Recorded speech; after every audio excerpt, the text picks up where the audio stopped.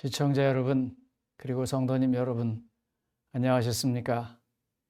이제 며칠 있으면 세상 사람들이 다 말하는 성탄절 크리스마스입니다.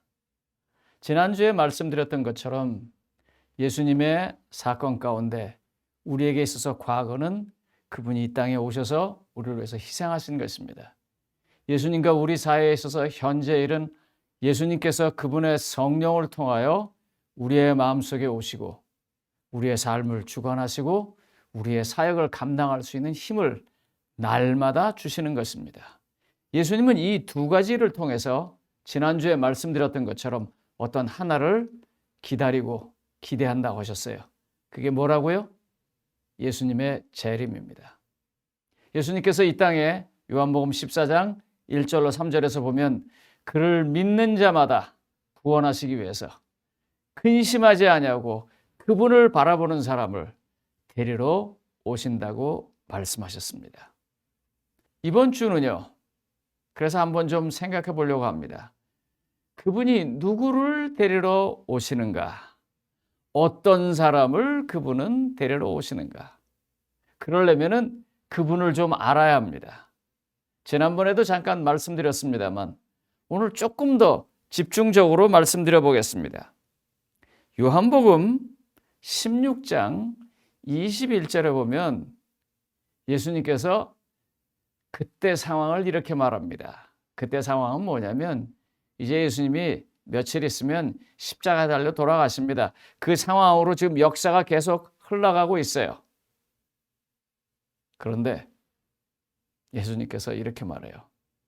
여인이 아이를 낳는 해산하는 일 때문에 걱정을 하지만 해산하고 나면 그건 더 이상 걱정이 아니라 기쁨이다.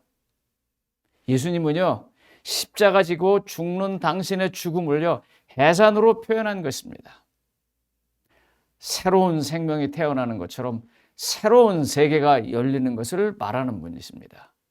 이 땅에서 가장 사람들이 어렵다고 생각하고 가장 피하고 싶고 가장 하기 싫고 가장 안 해야 하는 어떤 점을 예수님에게는 새로운 세계로 들어가는 문이라고 말하면서 당당하게 맞이하는 사람입니다. 그런 분이 다시 오십니다. 그런 일을 하는 사람들, 그런 일을 증거한 사람들을 찾기 위해서요. 그래서 예수님은요, 다른 성경절에서도 그 비슷한 얘기를 합니다. 누가복음 12장 49절로 50절에 보면은요, 이렇게 말해요. 내가 이 땅에 불을 던지러 왔노라 그래요. 이 땅이 이 불이 붙었으면 얼마나 좋겠느냐. 어떤 걸 말하는 건가요? 성령의 불을 말하는 것입니다. 당신의 죽음, 침례로 표현된 당신의 죽음을 통해서 구원이 이루어지는 세상에 역사하시는 성령이 나타나는 것을 말하는 것입니다. 그런 성령의 역사하는 힘을 가지고 살아가는 그 사람들을 찾으러 예수님께서 이 땅에 다시 오신다는 것입니다. 그러니까 예수님이 이 땅에 오시는 거는요, 쉽게 말하면 이런 것입니다. 우리가 아주 잘 듣는 성경절이 있습니다. 마태복음 25장 40절에요. 마지막 때 양과 염소의 비유 속에서 나오는 말인데요. 이게 널리 잘 아는 말입니다. 어떤 사람은 뭐라고 말하냐면 주님, 내가 주님을 위해서 선지자 노릇을 하였고 주님을 위해서 뭐 했고 그런데 정작 예수님은 모른다고 그래요. 그런데 의인들을 향하여 내가 굶주렸을 때 먹을 것을 주었고 내가 목말랐을 때 나에게 마실 것을 줬고 내가 헐벗었을 때 나에게 입을 것을 줬다고 말하면서 말할 때 그분들이 말해요. 저는 그런 거 한 적이 없는데요. 그때 예수님께서 이렇게 말합니다. 세상에서 지극히 작은 자에게 한 것이 곧 내게 대하여 한 것이다. 여기 이 말은 세상에서 지극히 작은 자에게 한 뜻도 됩니다.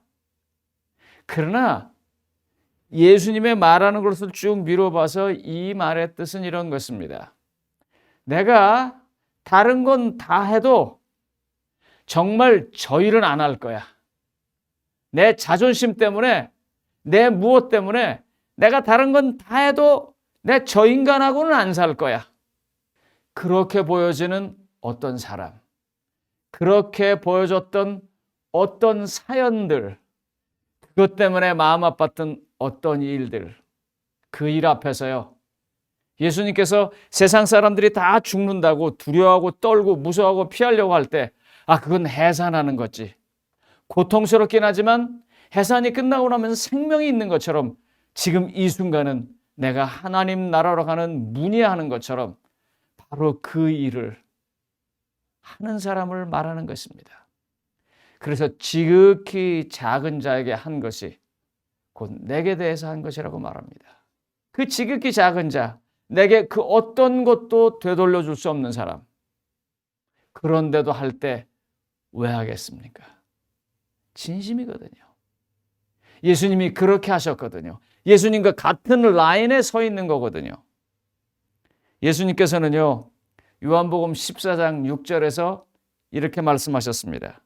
내가 곧 길이요 진리요 생명이니 나로 말미암지 않고는 하나님 나라에 갈 수 없다고 말합니다. 그러므로 우리는요, 예수님대로 해야 합니다. 이 크리스마스 시간에요, 한번 좀 그렇게 해보자고요. 누구든지 예수님을 말할 때에 정말 아무 부담이 없는 이 순간에 한번 그렇게 해보십시다. 그래서 사람들이 보통 이렇게 합니다. 그동안 안 했는데 어느 안목의 목사님께서 어느 선교사께서 저기 가난한 어떤 나라에 뭐 도와달라고 했는데 내가 이번에 그거라도 좀 해야지. 좋습니다. 그렇게 하십시오. 또 내가 그동안 교회를 제대로 못 나갔는데 내가 이번에는 정말 진심으로 교회를 다시 돌아가야겠다. 그렇게 하십시오. 그것도 다 그 일 중에 하나입니다. 그러나 저는 이 순간에 좀 폭탄과 같은 좀 말을 하려고 합니다. 이 방송을 보고 계시는 분들 가운데서 혹시 난 정말 이 사람하고는 더 이상 못 살 것 같아. 손절해야 될 거야.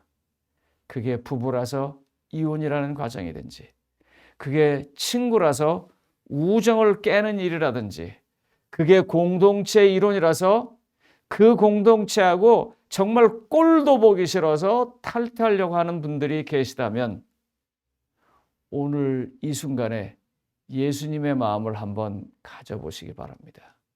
저 사람과 함께 있는 것은 죽음처럼 힘든다고 할지라도 내가 예수님처럼 한 번 더 이해해보고 예수님처럼 한 번 더 사랑해보는 일을 해보시는 것이 이 크리스마스 시즌에 우리가 예수님을 배울 수 있고 그분이 이 땅에 다시 오실 때 그래 너하고 나하고는 한 라인이지 하는 일이 아닐까 생각해 봅니다. 많은 카드를 보내실 것입니다.